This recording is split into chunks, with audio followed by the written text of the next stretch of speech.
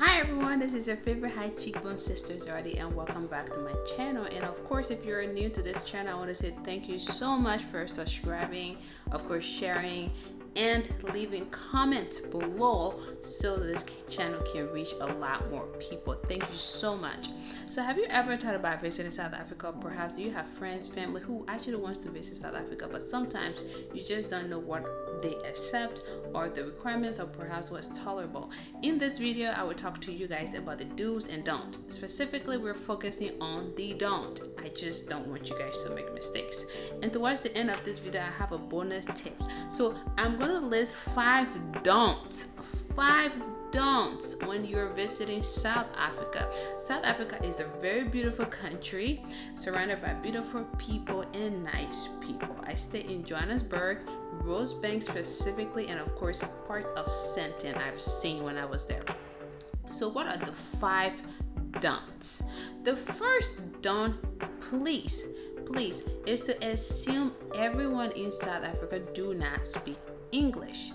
That is a very fragile assumption to make, because majority of people in South Africa actually do speak English, and they have other languages that they speak as well. So do the best you can to understand this aspect. People in South Africa actually do speak standard English, so it's actually important to know this, okay?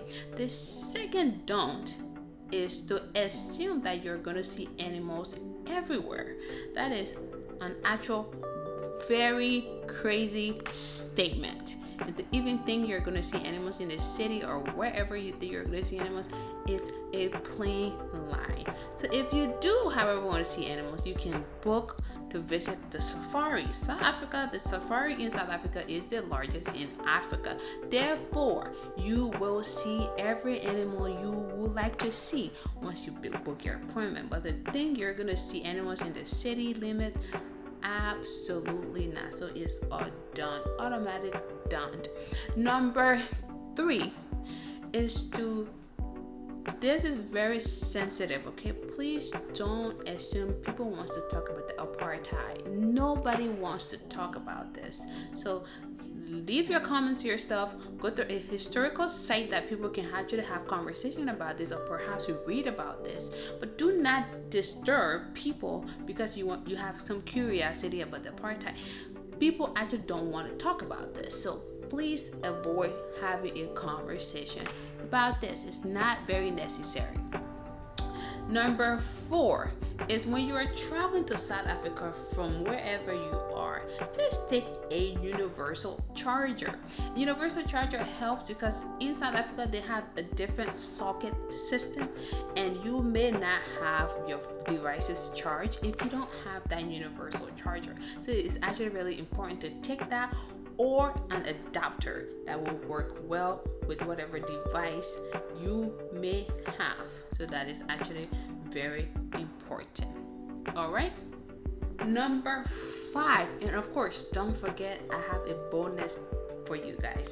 Number 5 is to go to a restaurant and leave without giving a tip. It's very important to extend gratitude to the employees, the waiters, the waitresses, and those who cooked your meal. So it's always nice to leave a tip.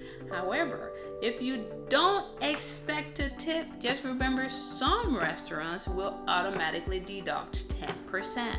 So that amount that you were obviously avoiding will already be removed from your check. So remember to always do the best you can to leave a tip, or else it will be deducted at some restaurants. So don't walk away without tipping. Now this is the most, I believe, important aspect, and I wanted you guys to listen to this very carefully. So now it brings me to the bonus point, and I want you to pay keen attention to this, okay? If you're in Africa, wherever you are in Africa, or perhaps you need a visa to go to South Africa, remember this very carefully. If in your passport you are assigned 20 days, whatever days you are assigned, ensure that you follow your timeline of staying in South Africa. If you are assigned 20 days, make sure you stay 20 days or below. If you overstay by 1 day in South Africa other than what was assigned to you, so if you overstay, you're going to be banned from entering South Africa for 1 year. Okay, if you overstay 1 day within a 30-day span is 1 year. If you overstay in South Africa for more than 30 days, you are going to be banned for 5 years. Now, do you see how dramatic that is? It is actually true. And so please do the best you can not to even overstay by 1 second of a day. Do not, because you will be banned for a year. If you overstay by 31 days or 30.5 days, you are definitely going to be banned for 5 years. So I'm still wondering why you want to do that to yourself. If you're very much aware that I've said this in this video, share this video so that people don't overstay. That's the bonus. Don't. South Africa is a beautiful country, you guys. Don't forget to visit.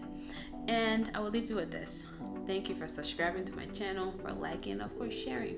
If you like any part of this content, I want you to leave me a comment below. And of course, if you have any questions, also ask me the questions in the comment below. If you have any compliment to give, leave it in the comment below. Thank you very much. And you have a beautiful day. I have another video coming up about Nigeria, Rwanda, and of course a lot more interviews coming up within the next week.